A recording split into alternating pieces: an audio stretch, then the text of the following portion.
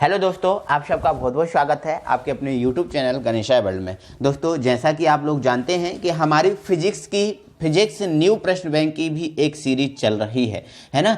तो इसमें दोस्तों हमने पिछली वीडियो में आपको अध्याय नंबर 1 के जो भी प्रश्न बैंक के क्वेश्चन थे उनको आपको मैंने सॉल्व करा दिया है। और दोस्तों आज हम अध्याय 2 स्थिर विद्युत तथा धारिता की क्वेश्चंस को सॉल्व करेंगे और पूरा हल के साथ इसको हम कंप्लीट करेंगे, है ना। तो दोस्तों यदि आपने पिछली वीडियो को अभी तक नहीं देखा है अध्याय 1 की, तो वीडियो के डिस्क्रिप्शन में इसका लिंक दिया है, आप जाकर देखिएगा, है ना। क्योंकि आपको पता ही है हमारे जो आपका प्रश्न बैंक सॉल्व कराने का क्रम है वो बिल्कुल अलग है। हम आपको क्वेश्चन भी देते हैं, उनको समझाते भी सब करते हैं, ठीक है। चलो तो दोस्तों अभी तक आप नए हैं तो अभी तक आपने हमारे चैनल को सब्सक्राइब नहीं किया तो प्लीज़ चैनल को सब्सक्राइब कर लो और अपने दोस्तों लोगों को सेंड कर दो, लाइक कर देना, ठीक है। चलो अब हम इसको स्टार्ट करते हैं। तो दोस्तों हमने अध्याय 1 में पढ़ा था, अध्याय 1 में पढ़ा था कि इस यूनिट मतलब जो आपकी यूनिट मतलब 1 है, यूनिट 1 में आपके 2 चैप्टर आते हैं, चैप्टर नंबर 1 और चैप्टर नंबर 2। ये दो चैप्टर आने हैं आपको इससे यूनिट 1 में। तो और यूनिट 1 जो थी वो 9 नंबर की थी, जिसमें से आपको पता है एक आना है 3 नंबर का क्वेश्चन, एक आना है 5 नंबर का क्वेश्चन और एक आना है ऑब्जेक्ट, है ना। तो इस टाइप से 5 4 9 हो जाते हैं, ठीक है। तो ये 9 नंबर का है ना, आपको फर्स्ट और सेकंड दोनों चैप्टर्स में से आना है। ऐसा नहीं है कि पूरा फर्स्ट चैप्टर में से आ जाए और ऐसा भी नहीं है कि पूरा सेकंड चैप्टर में से आना है, दोनों में से सम्मिलित होकर आना है, ठीक है। तो चैप्टर फर्स्ट हम कर चुके हैं, अब हम चैप्टर सेकंड आज हम करते हैं, ठीक है। तो दोस्तों चैप्टर सेकंड में सबसे पहले हम जो ऑब्जेक्ट हैं इसके ऑब्जेक्ट देखेंगे, है ना। तो ऑब्जेक्ट नंबर 1 है मेरे भाई, विद्युत विभव का मात्रक है। जो विद्युत विभव होता है, इस विद्युत विभव का मात्रक क्या होता है, ठीक है। तो जो विद्युत विभव है, इस विद्युत विभव का मात्रक होता है वोल्ट। नेक्स्ट, पृथ्वी का विद्युत विभव होता है, तो आंसर जाएगा आपका 0। इसके बाद गोलीय चालक की धारिता का सूत्र, जो गोलीय चालक है मतलब गोला वाला जो चालक है उसकी धारिता का सूत्र क्या होता है, 4 पाई एप्सिलॉन 0 r, है ना। 4 पाई एप्सिलॉन 0 r ये होता है, ठीक है। चलो हम आगे बढ़ते हैं, अगले देखते हैं। तो दोस्तों हमारा जो अगला है वो है संधारित्र की प्लेटों के मध्य वायु के स्थान पर कुचालक माध्यम भर दिया जाए, है ना।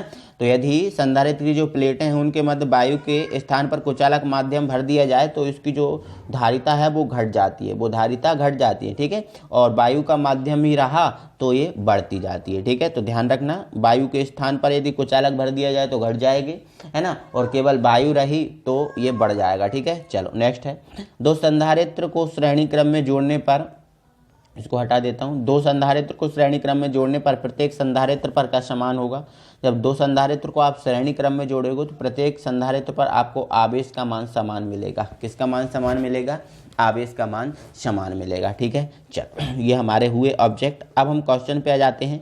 तो दोस्तों हमारा क्वेश्चन नंबर 1 है, समविभव पृष्ठ किसे कहते हैं, इसकी विशेषताएं बताइए। मतलब समविभव पृष्ठ आपको बताना है और इसकी विशेषताएं बताना है। ये सेकंड क्वेश्चन में कारण, दोस्तों आपको मैं अभी क्वेश्चन पढ़ के बता रहा हूँ, फिर इनके आंसर में अलग से एक बनाऊंगा, मतलब अलग से इनके फिर सबके आंसर पढ़ेंगे हम क्वेश्चन के साथ, ठीक है।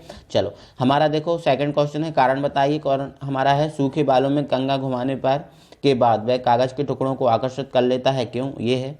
साधारण रबड़ विद्युत रोधी है परंतु वायुयान के विशेष रबर के पहिए हल्के चालक बनाए जाए। मतलब देखो साधारण रबर तो कुचालक होती है, विद्युत रोधी होती है, लेकिन जो वायुयान के रबर के पहिए होते हैं वो कुचालक क्यों बनाए जाते हैं, चालक क्यों बनाए जाते हैं, तो यह हमें कारण बताना है, ठीक है। नेक्स्ट, जो वाहन ज्वलनशील पदार्थ ले जाते हैं, मतलब जो भी वाहन ज्वलनशील पदार्थ ले जाते हैं, है ना, उनकी धातु की रस्सियां वाहन के गतिमय होने पर धरती को छूती रहती हैं, क्यों छूती रहती हैं, क्या कारण है, नहीं छूना चाहिए, है ना। तो ये क्या कारण है उसको बताएंगे हम, ठीक है। नेक्स्ट हमारा दोस्तों क्वेश्चन है कि श्रेणी क्रम में जुड़े संधारित्रों की तुल्य धारिता का व्यंजक बताइए और चित्र भी बनाइए इसका, ठीक है। समांतर क्रम में जुड़े संधारित्र की तुल्य धारिता के लिए व्यंजक बताइए और संयोजन का चित्र भी बनाइए, ठीक है। चलो बना देंगे, कोई दिक्कत नहीं, समझ लेंगे, ठीक है। नेक्स्ट है हमारा, किसी चालक की धारिता से आप क्या समझते हो, चालक की धारिता कौन कौन से कारक प्रभावित करते हैं ये बताना है, ठीक है। तो ये हमारे 3 नंबर के क्वेश्चन है, ठीक है, ये हमारे 3 नंबर के। अब हम कुछ 5 नंबर के क्वेश्चन पे पहुंचते हैं। तो ये 5 नंबर के क्वेश्चन दोस्तों हमें 3 पढ़ने हैं, ठीक है, प्रश्न बैंक के अकॉर्डिंग। 1D ग्राफ जनित्र है ना, इसका आपको नामांकित चित्र, सिद्धांत और उपयोग बताने हैं, ठीक है। नेक्स्ट संधारित्र है, संधारित्र किसे कहते हैं, इसका सिद्धांत समझाइए, है ना। समांतर प्लेट संधारित्र की धारिता के लिए व्यंजक ये बताना, ठीक है। नेक्स्ट, सिद्ध कीजिए कि दो आवेशित चालकों के आपस में जोड़ने पर उनके आवेशों का वितरण उनकी धारिताओं के अनुपात में होता है। ये क्वेश्चन है, तो ये हमें क्वेश्चन कंप्लीट करने हैं, ठीक है। चलो अब हम इन क्वेश्चन को एक एक करके सबको समझ लेते हैं। तो दोस्तों हमारा जो पहला क्वेश्चन इसमें क्या था, 3 नंबर का क्वेश्चन था हमारा, ये था कि समविभव पृष्ठ किसे कहते हैं, इसकी विशेषताएं बताइए। देखो नाम से ही समझ में आ रहा, समविभव पृष्ठ मतलब ऐसा पृष्ठ जिसके प्रत्येक बिंदु पर विभव का मान समान होता है, समविभव पृष्ठ कहलाता है, ठीक है, सही है ना, ठीक है। तो वह पृष्ठ जिसके प्रत्येक बिंदु पर विभव का मान समान होता है ना, यहाँ समान लिखा है लेकिन आप समान कर लेना, ठीक है, समान होता है, समविभव पृष्ठ कहलाता है। समविभव पृष्ठ में एक बिंदु से दूसरे बिंदु तक एकांक धनावेश को ले जाने पर किया गया कार्य शून्य होता है। मतलब यदि समविभव पृष्ठ में किसी आवेश को एक बिंदु से हम दूसरे बिंदु तक ले जाएं तो मतलब उसमें जो किया गया कार्य होगा वो शून्य होगा, क्योंकि उसके जो विभव है ना प्रत्येक बिंदु पर क्या है, समान है, ठीक है। ये विशेषताएं हैं। इसके प्रत्येक बिंदु पर विभव का मान समान होता है, ठीक है। इसमें विद्युत बल रेखाएं समविभव पृष्ठ के लंबवत होती हैं। मतलब जो समविभव पृष्ठ होता है इसमें जो बल रेखाएं होती हैं, जो भी पृष्ठ होगा उसके कैसे होंगी, लंबवत होंगी, ठीक है। चलो नेक्स्ट है, किसी विद्युत चालक का पृष्ठ जो भी मतलब कोई भी विद्युत चालक हो, अब जरूरी नहीं कि मतलब कोई तार हो या कोई प्लेट हो या फिर कोई बेलनाकार, नहीं, किसी भी प्रकार का जो चालक होता है उसके लिए जो मतलब उसका जो पृष्ठ होता है वो समविभव पृष्ठ होता है, ठीक है। दो समविभव पृष्ठ एक दूसरे को कभी नहीं काटते हैं ना, और ध्यान रखना दो समविभव पृष्ठ है ना एक दूसरे को कभी नहीं काटते हैं ना। ऐसा नहीं है कि मान के चलो दो चालकों को हमने एक साथ रख दिया और उनमें मतलब धारा का प्रवाह किया तो एक दूसरे को काटने लगे, ऐसा नहीं होता, ठीक है। चलो नेक्स्ट, ये हमारा हो गया। नेक्स्ट हमारा क्वेश्चन दोस्तों क्या था, कारण स्पष्ट, मतलब कुछ कारण थे है ना, उन कारणों को स्पष्ट करना, ठीक है। तो जिसमें से हमारा पहला कारण, सूखे बालों में कंघा घुमाने के बाद वह कागज के टुकड़ों को आकर्षित कर लेता है, क्यों। यहाँ पर हमने क्यों नहीं लिखा बट आप लिख लेना क्यों, ठीक है। तो आंसर देखो, सूखे बालों में कंघी घुमाने के बाद वह कागज के टुकड़ों को आकर्षित कर लेता है, क्यों कर लेता है, क्योंकि कंघा आवेशित हो जाता है, ठीक है।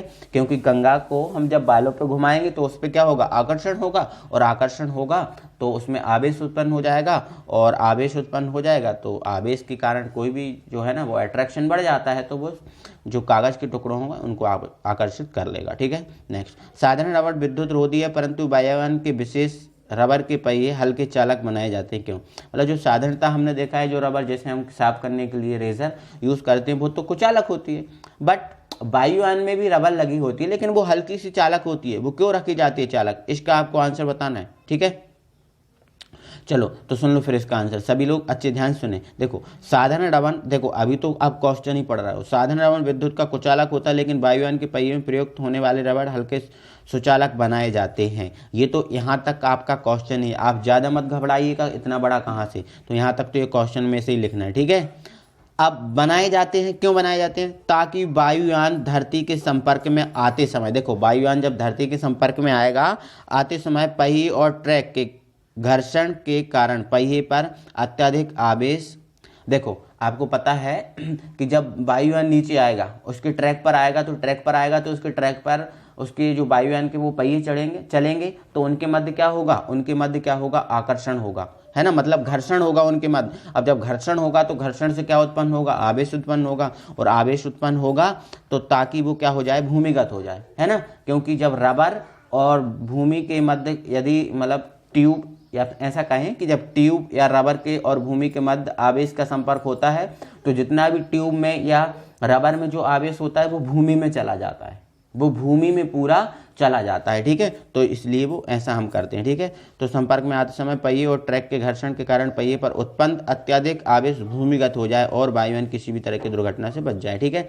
तो आपको इतना एक चीज याद रखना कि यदि ट्यूब में कोई आवेश है और उस ट्यूब या फिर रबर में कोई आवेश है तो उस ट्यूब या रबर को यदि भूमि से संपर्क करा दिया जाता है तो जिस रबर और जो ट्यूब का जो आवेश होता है पूरा भूमि में चला जाता है और वो आवेशहीन हो जाता है, ठीक है। तो आप समझ ही गए होंगे, है ना। ताकि वायुयान धरती के संपर्क में आते समय पहिए और ट्रैक के घर्षण के कारण पहिए पर उत्पन्न जो अत्यधिक आवेश होगा वो भूमिगत हो जाए और कोई प्रॉब्लम ना हो, ठीक है। चलो समझ गए होंगे। चलो नेक्स्ट दोस्तों हम देख लेते हैं हमारा अगला कारण है, और हमारा अगला कारण है जो वाहन ज्वालाशील पदार्थ ले जाते हैं, मतलब कुछ वाहन होते हैं ना ज्वलनशील पदार्थ ले जाते हैं, ठीक है। उनकी धातु की रस्सियाँ, है ना, वाहन के गतिशील होने पर, वाहन के गतिशील होने पर धरती को छूती रहती हैं, क्यों, है ना। मतलब ऐसे हमने बहुत सारे वाहन देखे जो ज्वलनशील पदार्थ जैसे पेट्रोल हुआ, डीजल हुआ, ऑयल हुआ, इनको ले जाते हैं, ठीक है।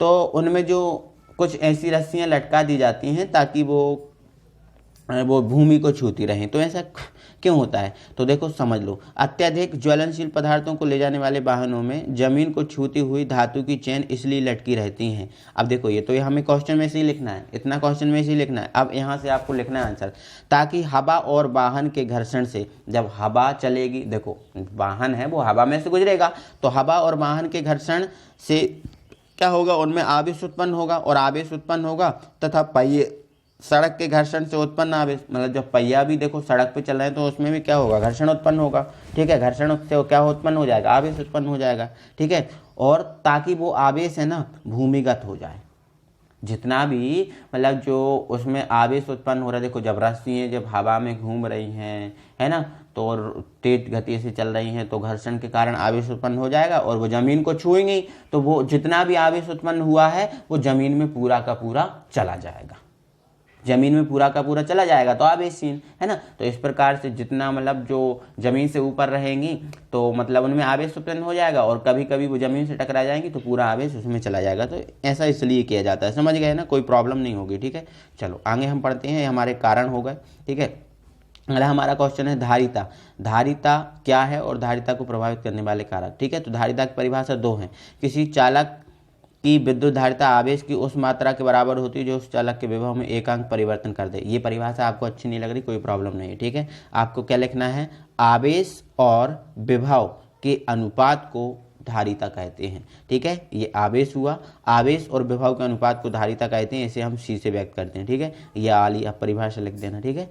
आवेश और विभव के अनुपात को क्या कहते हैं, धारिता कहते हैं। और ये धारिता का सूत्र हो गया, है ना, धारिता C बराबर आवेश गुणित विभव। ये आप समझ गए होगे, कोई प्रॉब्लम नहीं होगी, ठीक है। चल तो देखो अब आप चाहो तो इसमें और भी ज़्यादा चीज़ें बढ़ा सकते हो, है ना, जैसे इसका आप विमीय सूत्र लिख दो, है ना, और आपका मात्रक लिख दो इसका, है ना। तो धारिता का मात्रक फैरेड होता है, इसे C से व्यक्त करते हैं। जो आपको परिभाषा अच्छी लगे वो लिख देना, ठीक है। चलो एक परिभाषा आपको दी है और एक मैंने बोल के बता दी, ठीक है। नेक्स्ट है धारिता को प्रभावित करने वाले कारक, मतलब जो धारिता होती है उसको प्रभावित करने वाले कारक कौन कौन से हैं, ठीक है। तो देखो धारिता को प्रभावित करने वाले कारक हैं, पहला है चालक का आकार, है ना।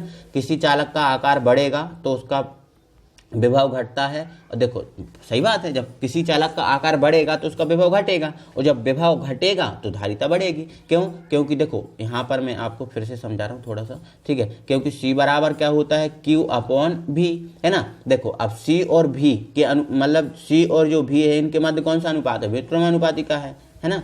और व्युत्क्रमानुपाती में क्या होता है, एक बढ़ता है तो दूसरा घटता है, मतलब जब विभव बढ़ेगा तो धारिता घटेगी, है ना। और C और Q के मध्य कौन सा अनुपात मतलब है, समानुपाती है ना। तो मतलब Q बढ़ेगा तो धारिता बढ़ेगी, समझ गए ना, ठीक है ना। तो इसने क्या बोला है कि विभव घटता है और विभव घटता है तो धारिता बढ़ेगी, सिंपल है, ठीक है। नेक्स्ट, चालक के आसपास अन्य चालकों की उपस्थिति, ठीक है। आवेश से चालक के पास अन्य चालक की उपस्थिति से उसका विभव घटता है। वही हमने अभी बताया था ना, यदि चालक में वायु के स्थान पर यदि हम कुचालक पदार्थ ले लें तो उसका विभव घटेगा, है ना। तो सिंपल सी बात है ना। तो यदि आवेशित चालक के पास कोई भी अन्य पदार्थ आ जाता है तो उसका विभव है ना जो घटता आता है, ठीक है। चलो फलता उसकी धारिता बढ़ जाती है, देखो विभव घटेगा तो धारिता बढ़ेगी, ठीक है। चलो नेक्स्ट है, आगे हम बढ़ते हैं। हमारा अगला क्वेश्चन है चालक के आसपास का माध्यम। चालक के आसपास का माध्यम पे बात कर लो, ठीक है। चलो सुनो, है ना। यदि चालक के आसपास माध्यम वायु हो तो चालक की धारिता C हो, तो चालक के आसपास के परावैद्युतांक माध्यम होने पर धारिता K गुनी हो जाती है। मतलब सीधी सी बात ये है कि यदि चालक के आसपास माध्यम वायु है, आपको लिखना कैसे मैं बता रहा हूँ, इसके अनुसार नहीं लिखना। यदि चालक के आसपास माध्यम वायु होता है तो चालक की धारिता बढ़ती है, बस इतना लिखना है। यदि चालक के आसपास माध्यम वायु होता है तो चालक की धारिता बढ़ती है एवं अन्य वायु के अलावा कोई कुचालक रहने पर धारिता घटती है। बस ऐसे आपको इस पॉइंट को जमाना है, ठीक है। चलो हम आगे बढ़ते हैं। हमारा अगला क्वेश्चन है दोस्तों, ये हमारा अगला क्वेश्चन है कि श्रेणी क्रम में जो आपको संधारित्र हैं उनको जोड़कर तुल्य धारिता के लिए व्यंजक निर्मित करना है, ठीक है। तो यहाँ तो देखो मैंने दोस्तों पूरा आपको समझा दिया है ना, पूरी आपको थ्योरी है, ठीक है। हमने क्या कर लिया, मान लिया C1, C2 और C3 धारिताओं के संधारित्र प्रश्न श्रेणी क्रम में तारों से संयोजित हैं, मतलब जुड़े हैं। ठीक है, ये हमने बता दिया। ठीक है, प्रथम संधारित्र ए, देखो ये प्लेटें बना ली, मतलब 3 संधारित्र हैं, 1 2 3, A B C D E F, है ना। तो यहाँ प्लेटें बना ली। प्रथम संधारित्र की ए प्लेट V1 विभव पर है ना, दूसरी प्लेट V2 पर है, बी की, है ना। और फिर हमने ये विभव बता दी V1 V2, है ना, इस पर V2 V3 और फिर इस पर V3 और V4। मतलब देखो आपको पता है इसका जो विभव होगा वो इससे जुड़ा है तो इसका हो जाएगा। ठीक है, और जो इसका होगा वो इसका हो जाएगा। ठीक है, तो ये सब है ना। तो इसके बाद आगे आपको मतलब ये दिखा है ना, क्योंकि बी और सी सुचालक तार से जुड़े हैं, है ना, तो ऐसा इसलिए हुआ है। ठीक है, दूसरी संधारित्र डी प्लेट V3 विभव पर है, तीसरे संधारित्र ई की प्लेट V3 विभव पर ही होगी, है ना, क्योंकि एक दूसरे से आपस में कनेक्ट है ना, जो इस पे है वही होगा। ठीक है, माना कि प्लेट जो ऐप है उस पर V4 विभव है ना, परंतु सभी संधारित्रों पर आवेश समान होगा। ठीक है, तो एक चीज़ आपको याद रखना है कि जब संधारित्र श्रेणी क्रम में जुड़े होते हैं तो उनका जो आवेश होता है वो समान होता है, अतः विभवांतर भी का यही सूत्र होता है। ठीक है, प्रथम संधारित्र के लिए। ठीक है, तो प्रथम संधारित्र के लिए क्या हो जाएगा, देखो प्रथम संधारित्र क्या है, V1 और V2 है, तो अब क्या हो जाएगा, अंतर हो जाएगा V1 माइनस V2, है ना। तो ये Q अपॉन C1, क्योंकि इसकी धारिता हमने क्या मान के रखी, C1। ठीक है, चलो आगे हम बढ़ जाएंगे। दूसरे संधारित्र के लिए क्या है, V2 माइनस V3, और मतलब इसकी जो धारिता है थोड़ा सा छोटा करके बता रहा हूँ। ठीक है, इसकी धारिता क्या है, C2 है ना। तीसरे संधारित्र के लिए ये हो जाएगा। ठीक है, आप समझ गए, है ना। अब समीकरण 1 2 3 को जोड़ने पर, मतलब अब हम जो आपके समीकरण 1 2 3 बने हैं, इन तीनों संधारित्र को हम क्या कर देंगे, तीनों समीकरण को जब जोड़ देंगे। ठीक है, जब तीनों को हम जोड़ेंगे तो देखो V2 से, एक मिनट थोड़ा सा, ठीक है, एक मिनट, हाँ, जब तीनों को जोड़ेंगे तो देखो V2 से V2 कैंसिल हो जाएगा, V3 से V3 कैंसिल हो जाएगा, आपको क्या बचेगा, V1 और V4। तो V1 और V4 मतलब ये टोटल वैल्यू आपको प्राप्त हो जाएगी। टोटल वैल्यू अभी तक आपको ये प्राप्त होगी, यहाँ पर ये जुड़ जाएंगे। ठीक है, अब आवेश को आप क्या कर सकते हो, कॉमन ले सकते हो। ठीक है, जिसको मैं आगे दिखा रहा हूँ, देखो, है ना।